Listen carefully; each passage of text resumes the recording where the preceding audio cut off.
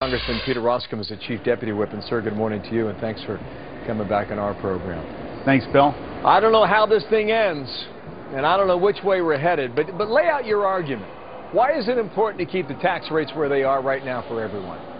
Ernst & Young came out with a study about 10 days ago, the big accounting firm, and they said a couple of things. They said, if you move forward with the tax plan that the President and leading Democrats are advocating, that the House debated yesterday, it would cost the nation 700,000 jobs. Now, that doesn't make any sense whatsoever in this environment, and in your previous segment where you're looking at a slow economy and one of the toughest economies that we've seen in a generation. So our argument is, don't do anything that has a stifling effect or a restraining influence on economic growth. It's not the smart move. So let's do one thing, and that is to keep the tax rates certain for another year, but not just for another year for the sake of doing another year alone, as a bridge to reforming the tax system and to getting where I think most Americans are, Bill, and that is a recognition that the status quo is completely unsatisfactory. Let me get to tax reform, comprehensive tax reform in a moment. 2 years ago, 139 Democrats in the House voted with you on this. What's changed in 24 months?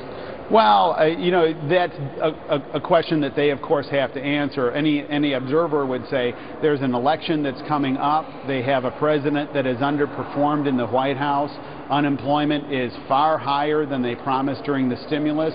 The credit of the United States has been downgraded. And so, in other words, the president's policies haven't worked. They've made the economy worse. And the flashpoint now is do a class envy play. It's an old play. It's not helpful, though.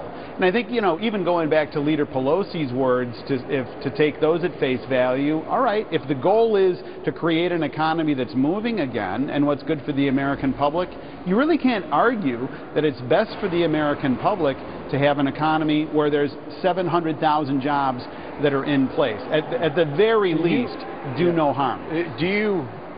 I don't see this being resolved before November. Is that the obvious play here? Is that what logic tells you?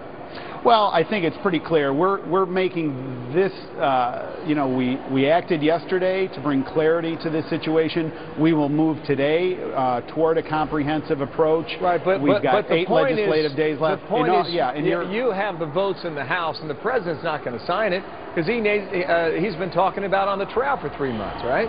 Right. This gets resolved on Election Day. The American public is going to pick a direction that will move, and it will be largely manifested based on the outcome of the November election. And the contrast is very clear, and the public gets to pick. All right, comprehensive tax reform. It's a big deal today. What happens?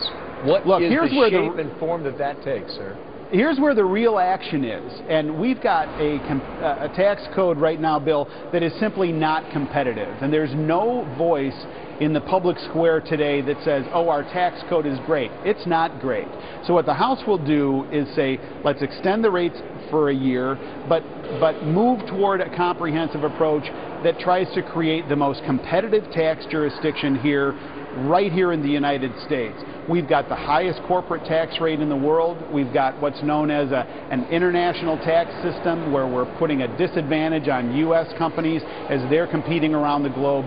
We can change that, and we can create a buoyancy and a competitiveness that can be fantastic, and that's what we need to be driving for. We'll see how far that goes. Peter Roskam, thank you for your time, okay? We'll watch it from here. Thanks, Bill. On the Hill today, 20 minutes past. Patty Ann? Well, a violent car crash